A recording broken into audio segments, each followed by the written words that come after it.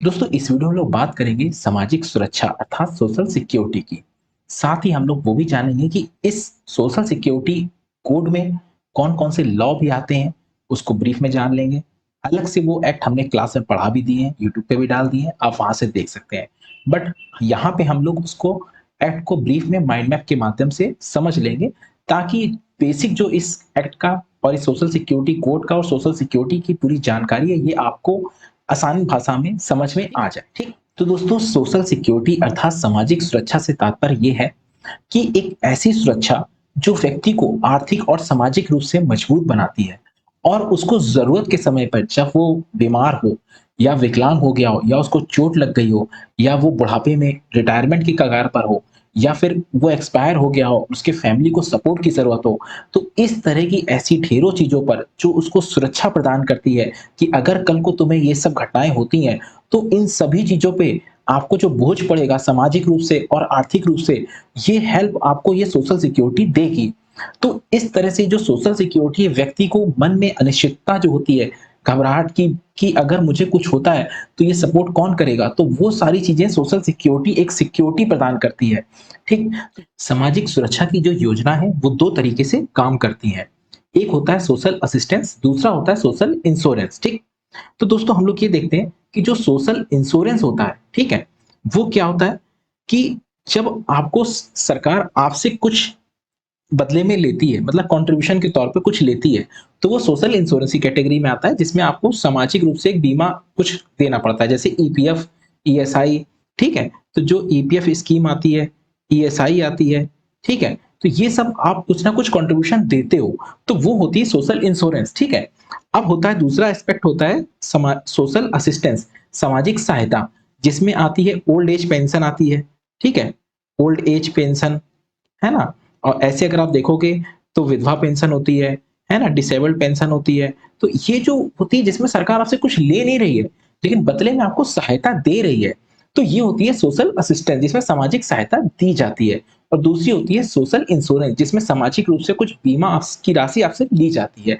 ताक और उस बीमा वाले में सोशल इंश्योरेंस में सरकार अपना कंट्रीब्यूशन दे भी सकती है, नहीं भी दे सकती है, ऐसा कोई मैंडेटरी नहीं है, ठीक? सोशल इंश्योरेंस में जो मुख्य योजना है अगर हम उस पे एक नज़र डालें, तो हम देखते हैं कि जो प्रोविडेंट फंड है, ठीक है? ईपीएफओ डिपार्टमेंट है, उसमें क्या-क्या स्कीम्स हैं? प्रोविडेंट फंड स्कीम है, ईपीएफ, ठीक है? जिसमें कोई व्यक्ति ज़रूरत पड़ने पर अपना इलनेस में, बीमारी में, शादी में, पढ़ाई में, घर बनवाने में, इन सब में पैसा वो ले सकता है और रिटायरमेंट के बाद भी उसको मिलता है और इसमें जो ब्याज मिलता है वो लगभग ऑन एवरेज हाईएस्ट ही रहता है सभी योजनाओं से, ठीक? उसके बाद दोस्तों दूसरी योजना है पेंशन स्कीम है। पेंशन स्कीम जो है वो 2 तरह की आती है, जिसमें एक 97 है ना? 1971 में एक पेंशन स्कीम आई थी जिसको बोलते हैं फैमिली पेंशन स्कीम, ठीक है? फिर आई 1995 में जिसको बोलते हैं एम्प्लॉइज पेंशन स्कीम। जो एफपीएस थी, फैमिली पेंशन स्कीम थी, वो मिलती थी कि अगर व्यक्ति एक्सपायर हो जाएगा तो उसके परिवार वालों को मिलेगी, ठीक? लेकिन 95 में आई कि अगर कोई व्यक्ति 10 साल की सर्विस कर लेता है, तो उसको पेंशन का पात्र हो जाएगा और रिटायरमेंट में उसको पेंशन मिलेगी। लेकिन उसके बीच में अगर कभी भी वो एक्सपायर हो जाता है, तो उसके परिवार को पेंशन मिलेगी और वो उसकी वाइफ को आजीवन मिलेगी, बच्चों को 25 साल तक मिलेगी, ठीक? फिर तीसरी योजना आती है ईडीएलआई जिसको employees deposit linked insurance scheme. ये जो तीनों स्कीम मैं बता रहा हूँ सब में कंट्रीब्यूशन कट होता है, ठीक है? और इसका भी एक बीमा है जिसमें मैक्सिमम कहते हैं ना 7 लाख रुपए तक मिलता है, ठीक? ये इसमें ये मेजर स्कीम है। उसके बाद अगर हम देखते हैं हेल्थ केयर सर्विस में सरकार इंश्योरेंस है ना? हेल्थ इंश्योरेंस के तौर पर जो सोशल सिक्योरिटी इंश्योरेंस के अंदर एक दूसरी स्कीम है हेल्थ इंश्योरेंस जो कि ईएसआईसी के थ्रू कवर होती है, ठीक है? जिसमें लगभग 4% अभी कंट्रीब्यूशन रेट चल रहा है, ठीक है? और ईपीएफ में बात करें तो कंट्रीब्यूशन रेट जो है 12% एम्प्लॉयी का है, 12% एम्प्लॉयर का है, ठीक है? इसमें क्या है कि 4% टोटल है जिसमें 0.75% एम्प्लॉई से है, ठीक है? और बाकी 3.25% जो है वो एम्प्लॉयर से है ना? तो ये क्या होता है कि ये अस्पताल की सेवाएँ देता है कि जैसे आपको कोई बीमार है चीज़ें तो आपका डिस्पेंसरी कार्ड बनेगा, आप वहाँ जाके अपना इलाज करा सकते हो, ठीक? उसके बाद डिसेबिलिटी एबिलिटी, ठीक है? तो इसमें क्या है कि अगर जो वर्क्समैन कंपनसेशन एक्ट था उसमें अगर कोई हैंडीकैप्ड हो जाता है या कुछ मिसहैपनिंग हो जाती है, तो अलग-अलग तरह का उसको सहायता का प्रावधान है, ठीक? मैटरनिटी लीव क्या है? मैटरनिटी बेनिफिट एक्ट, जो कि वहां लगता है जहाँ ईएसआई है तो ईएसआई के अंदर रहता है, ईएसआई नहीं लग रहा है तो मैटरनिटी बेनिफिट एक्ट लगता है। ये भी कंट्रीब्यूशन के पीरियड पे है कि इसमें आपको कंट्रीब्यूशन देना पड़ता है, जो कि ईएसआई के फॉर्म में दिया जाता है, ठीक। मैटरनिटी बेनिफिट एक्ट में जो आपको बेनिफिट मिलता है वो ये मिलता है कि जो आपके पहले 2 बेबी होंगे उसमें आपको पूरा 26 वीक का, ठीक है, पूरे 26 वीक की पेड लीव मिलेगी, जो आप घर पे रहेंगे, आराम करेंगे और आपको सैलरी मिलती रहेगी। और तीसरे बेबी में आपको 12 वीक का मिलता है, ठीक। दोस्तों हिस्टोरिकल बैकग्राउंड को अगर हम बात करें सोशल सिक्योरिटी की, तो हम देखते हैं कि जो भारत में भी जो एक पहले से अवधारणा रही है कि भारत एक हमेशा से एक वेलफेयर स्टेट के तौर पे रहा है। राजाओं का जब शासन था, राजतंत्र था, तब भी माना जाता था कि राजा प्रजा के कल्याण के लिए सोचे और उस पे कार्य करे, ठीक? तो समय के साथ हमें इसके प्रूफ भी मिलते हैं कि अगर हम बात करें मुगल पीरियड में, उसके पहले एंशिएंट में, मिडवल में, तो हम देखते हैं कई बार हमें ये प्रूफ मिलते हैं कि राजाओं के द्वारा समय-समय पर अलग-अलग जगहों पर औषधालय केंद्र, अस्पताल, है ना? कहीं पुल, कहीं नहर, इस तरह से निर्माण कराए गए। लेकिन ये लॉ तो बना नहीं था कि लोग अधिकार स्वरूप माँग सकें, लेकिन ये चलता था। और उस दौर में जो अर्थव्यवस्था थी बेसिकली गाँव के लेवल पे थी और इंडिपेंडेंट थी। ये फिक्स था कि कौन व्यक्ति क्या काम करेगा, कास्ट बेस्ड सिस्टम भी था। और प्लस जो इकोनॉमिक्स थी, वो जो गाँव की अर्थव्यवस्था थी, वो अपने आप में इंडिपेंडेंट थी कि वो अपना ही जो डिमांड है, सप्लाई है, वो पूरा कर रही थी, ठीक? और जो व्यक्ति थे, वो पूरी तरह से इस पे निर्भर नहीं थे कि हमें कोई व्यवसाय करना है या कुछ करना है। लोग अपने घरों में कुटीर उद्योग करते थे। बेसिकली वस्त्रों का उत्पादन जो कि यहाँ ज़्यादा होता था और भी अलग-अलग चीज़ें चलती रहती थी। लेकिन जैसे ही समय आगे बढ़ा, फिर हम देखते हैं कि जब अंग्रेज़ों का शासन आया, तो पूरे विश्व में उस दौर में औद्योगिक क्रांति हो रही थी। तो उस वक़्त क्या हुआ दोस्तों, डिमांड बढ़ने लगी। तो अंग्रेज़ों ने अपने मुनाफ़े के लिए यहाँ पे ऐसी चीज़ों के उत्पादन बढ़ाने पर जोर दिया ताकि जिसकी वो सप्लाई कर सकें और कच्चे माल के तौर पे भारत से मंगा सकें। इसी को देखते हुए उन्होंने यहाँ रेलें बनवाई, है ना? और भी चीज़ों का निर्माण किया ताकि कच्चे माल के तौर पे भारत से चीज़ें ले सकें। तो भारत में जो ट्रेडिशनल क्रॉप्स पैटर्न चला आ रहा था, वो टूटा। फिर वो क्रैश क्रॉप्स में चले गए और फिर धीरे-धीरे उन्होंने कहते हैं ना इस तरह से दरें लगाई कि जो भारत की अर्थव्यवस्था थी उसको तोड़ने का काम किया। और फिर हम देखते हैं कि जब फैक्ट्रियाँ लगी और लोग वहाँ कार्य करने लगे, तो एक नया वर्ग पैदा हुआ कि जो पूरी तरह से उत्पादन कराने पे जोर देता था। मतलब एक ऐसा औद्योगिक वर्ग जिसका काम था उत्पादन कराना, ठीक है? और फैक्ट्रियाँ लगाना। एक दूसरा वर्ग तैयार हुआ जो मज़दूर वर्ग था, जो सिर्फ़ इसी पे निर्भर था। तो इस वजह से क्या हुआ कि जो इन व्यक्ति का एक बैकग्राउंड था कि वो उसके साथ में अपना कुछ वो घर पे कृषि काम कर रहा है, साथ में थोड़ा-सा काम कर ले रहा है, और उसका जीवन-यापन चल रहा था। लेकिन वो चीज़ें टूटने के बाद से वो पूरी तरह से एक मज़दूर वर्ग पैदा हुआ जो पूरी तरह से निर्भर था फैक्ट्री पे।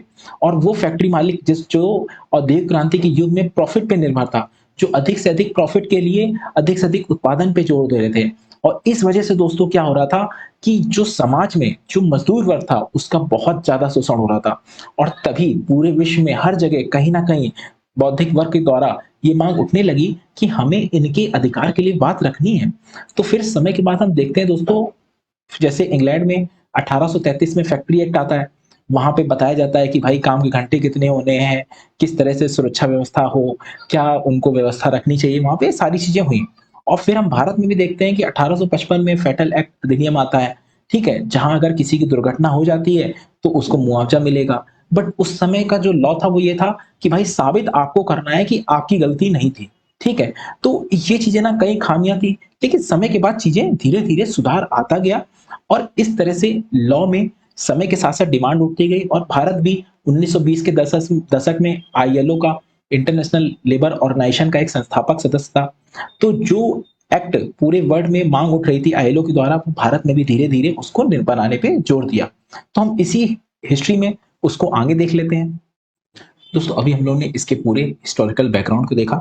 वही थ्योरी इस बुकलेट में भी है जिसमें मैं पढ़ा रहा हूँ, जिसको मैं टेलीग्राम चैनल पे भी डाल दूँगा और साथ ही आपको ऐप में भी मिल जाएगी, जो द ऑफिसर्स अड्डा करके ऐप है, उसमें आप पूरी क्लास बाय क्लास मिल जाएगी। क्योंकि जो लेबर लॉ है, वो तो सारे लॉ बाय लॉ तो मैंने पढ़ाए ही पढ़ाए हैं, प्लस साथ में ये जो कोड है, वो कोड के अंदर ही वो लॉ है। जैसे जो टोटल मैंने आपको पूरा बताया हुआ है कि जैसे मैंने जो बुकलेट दी है, बुकलेट में ए, बी, सी, डी, ई, एफ, ठीक है? टोटल ये 5 और 6 इस पार्ट में है, ठीक है? जिसमें जो पार्ट ए है बेसिक, उसमें बेसिक थ्योरी है और थिंकर्स हैं पूरे, ठीक? पार्ट बी में सोशल सिक्योरिटी कोड है जिसमें हम लोग पढ़ रहे हैं वही, और 9 लॉज़ हैं, ठीक है? और पार्ट सी में occupational health and safety code है जिसमें 13 लॉ है। पार्ट डी में इंडस्ट्रियल रिलेशन कोड है जिसको हम लोग अगले वीडियो में देखेंगे, जिसमें आईआर जो इंडस्ट्रियल रिलेशन लेबर लॉ में लिखा हुआ है उसमें 3 लॉज आते हैं। फिर ई में क्या है, कोड ऑन वेजेस एक्ट है जिसमें भी टोटल 4 लॉ है, ठीक। ओके, और फिर पांचवे में क्या है, जो लास्ट पार्ट है उसमें mind maps and important MCQs है जो हम लोग प्रैक्टिस करेंगे बाद में आराम से, ठीक है। और बेसिकली है क्या दोस्तों कि ये जो सारे लॉज है ना, ये सारे लॉज ही है टोटल, मान के चलो जितने भी लॉज आपको दिख रहे हैं ना, टोटल 29 लॉज है जो करंट में, वो सबको मिला के ही ये ना 4 लेबर कोड बने हुए हैं, ठीक है। लेबर कोड बने हुए हैं और ये जो 4 लेबर कोड है यही है 4 अलग अलग जो मैंने दिए हुए हैं, बी में, सी में, डी में, ई में, ठीक। तो जो आप ये पढ़ रहे हैं ना उसी का ही पार्ट है। जैसे सोशल सिक्योरिटी कोड पढ़ रहे हैं तो इसमें 9 लॉज हैं, वो सब सोशल सिक्योरिटी का ही पार्ट है, बट उसके ऊपर एक छतरी है। अब जैसे हम बात करें लेबर लॉ की, तो जो लेबर लॉ है वो सारी यही लॉ है, ठीक है। और उस लेबर लॉ के अंदर में आता है एक एक हिस्सा है सोशल सिक्योरिटी, ठीक है, सोशल सिक्योरिटी, दूसरा हिस्सा है आईआर, फिर उसके बाद है बाकी के 2 ऑक्यूपेशनल हेल्थ, और फिर ये वेजेस एक्ट। तो कहने का मतलब जो सिलेबस में लिखा हुआ है, जो सोशल सिक्योरिटी आईआर वो वही टॉपिक है।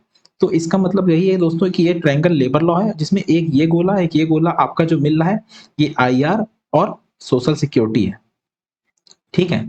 तो इसीलिए ये एक दूसरे से लिंक ही पार्ट है, कोई अलग नहीं है। जो आप लॉस पढ़ रहे हैं ना वही सारी चीजें हैं, बट वो एक अलग अलग छाते हैं, अलग अलग बॉक्स हैं। तो ये अलग बॉक्स में रखा है, जो बॉक्स बी है ये आपका सोशल सिक्योरिटी का बॉक्स है, इसमें 9 लॉ है। फिर हम लोग पढ़ेंगे इंडस्ट्रियल रिलेशन कोड जिसमें अलग से जो लिखा हुआ है तो उसके अंदर टोटल 3 लॉस है। तो ऐसे अलग अलग नाम से लिखा हुआ है ताकि वो देखते रहेंगे, ठीक है। हम इसको आगे देखते हैं जो हिस्ट्री वाले पार्ट में, ठीक।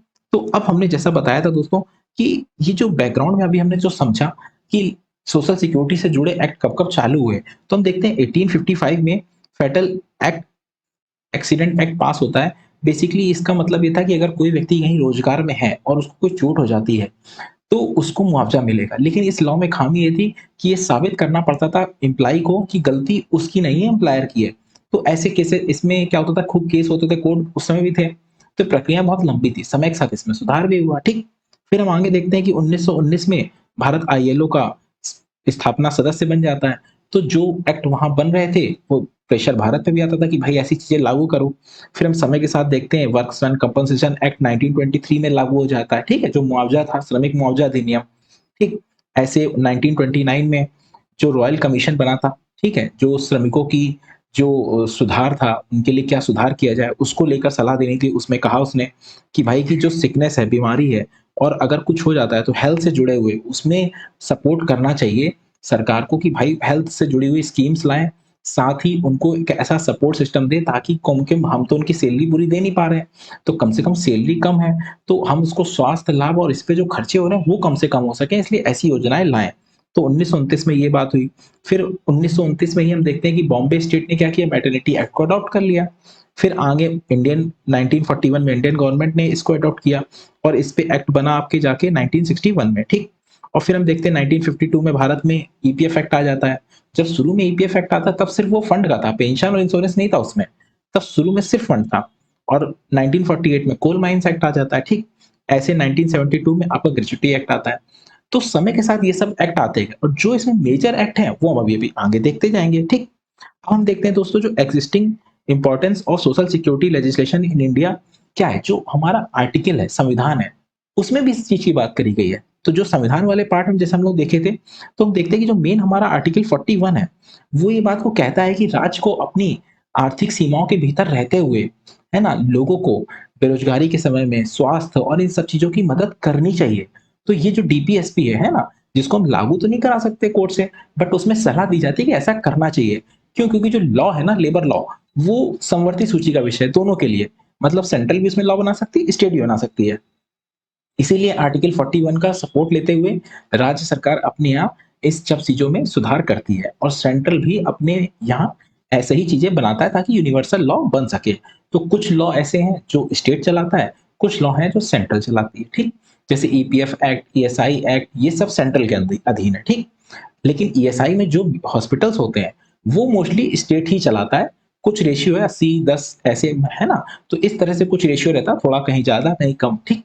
तो ये चीज़ें चलती हैं। अब हम आगे देखते हैं दोस्तों कि ये जो इम्पोर्टेंट एक्ट है वर्क्समैन इंश्योरेंस एक्ट, ठीक है? ESI act, maternity benefit act, ठीक? ये जो बीएफ लिखा है इसको आगे हम लोग पूरा लास्ट में देखते हैं अभी चल के, ठीक? तो ये ग्रेच्युटी एक्ट है ना?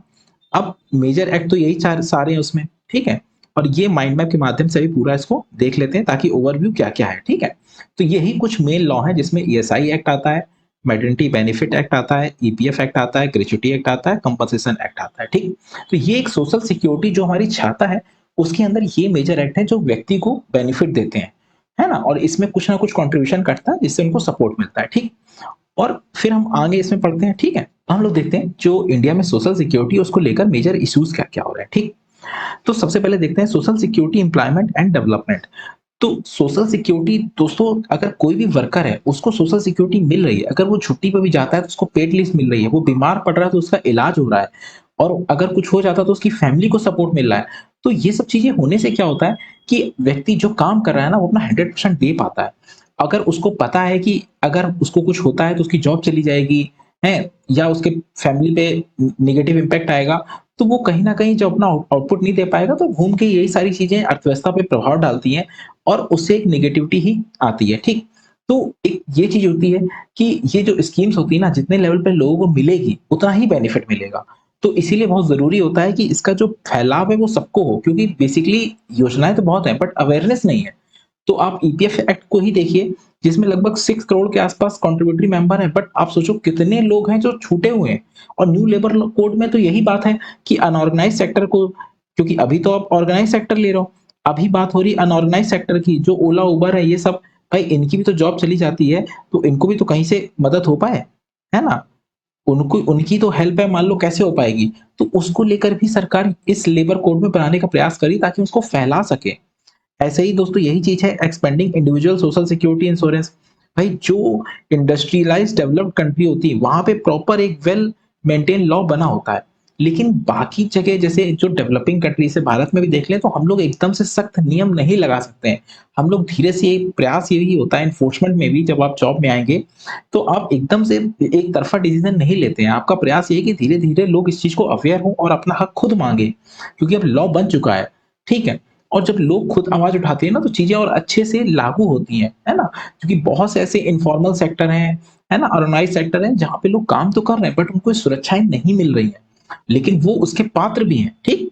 तो इसलिए ज़रूरी है कि उसका फैलाव अच्छा हो, ठीक है? और दूसरा देखते हैं कंट्रीब्यूटरी टू जेंडर इक्वालिटी। अब क्या है कि बहुत से ऐसे लॉ हैं, चीज़ें हैं जो कहते हैं ना जो पुरुष वर्ग को बढ़ाने के लिए मतलब बढ़ाने इन सेंस कि उन्हीं को ध्यान में रख के बनाई जाती है और मेंटली ध्यान रखा है जैसे फैक्ट्रीज़ एक्ट है सब कुछ। तो उसमें अब समय के साथ-साथ धीरे-धीरे जेंडर पे भी ध्यान दिया जा रहा है कि महिलाओं के लिए कार के घपले ऐसे होने चाहिए, है ना? मैटरनिटी लीव पे समय के साथ धीरे-धीरे बदलाव किया जा रहा है ना? अभी करंट में उसमें उसमें काफ़ी 26 वीक का लीव दे रहे हैं। और 2 बच्चों के बाद में 12 वीक का दे रहे हैं। तो ये सब जो बेनिफिट है ना बढ़ाए जा रहे हैं वो जेंडर इक्वालिटी को ही ध्यान में रख के ताकि जिसको जैसी ज़रूरत है उसको उतना मिल पाए। ठीक? तो इसका प्रयास है। अब क्योंकि ये कमी है इसीलिए उसको सुधारने का करा जा रहा है। फिर देखते हैं sustainable financing and social protection. अब क्या है कि जब आपको कोई योजना लाओगे तो आपको उसमें फाइनेंस करने के लिए पैसा भी चाहिए। तो उसको लेकर ज़रूरत है कि भाई आप टैक्स अच्छे से वसूलें, हैं? और प्लस जो इंश्योरेंस स्कीम है उसका जो बेनिफिट है वो तभी मिलेगा जब आप बाकी से कंट्रीब्यूशन भी लेंगे।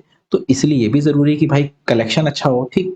फिर हम देखते हैं कि जो lack of proper linkage state and central government कि भाई जो सेंट्रल और स्टेट है दोनों को मिल के काम करना होता है क्योंकि ये जो है समवर्ती सूची का विषय है ठीक है अब है क्या कि दोनों को ही लॉ बना सकते हैं तो इसलिए दोनों को जरूरी है कि प्रॉपर कोऑर्डिनेशन से काम करें जब वो प्रॉपर कोऑर्डिनेशन से काम करेंगे तो चीजें हो जाएंगी अब न्यू लेबर कोड में दिक्कत क्या है कि न्यू लेबर कोड में एक वेज एक कहते हैं ना एक सेंट्रल सीलिंग की बात हो रही है कि भाई आप हर जगह एक कहते हैं ना मिनिमम वेज लगाते हो लेकिन एक सेंट्रल वेज आएगी जो मिनिमम उसके नीचे फिर कोई स्टेट नहीं लगा पाएगा क्योंकि हर जगह हर स्टेट में मिनिमम वेज अलग है यूपी में 10.5 के आसपास है महाराष्ट्र में 15,000 के ऊपर है तो इस तरह से अलग अलग जगह अलग अलग है तो लेकिन उसको एक सेंट्रल बनाने का प्रयास किया जा रहा है ठीक तो यही पूरा एक इसमें हमने बताया भी हुआ है ठीक अब दोस्तों है क्या कि अब बेसिकली इसमें हमें देखना ये है कि जो भी ये पूरा हमने सोशल सिक्योरिटी देखी करंट में इसमें बदलाव आ रहे हैं, ठीक?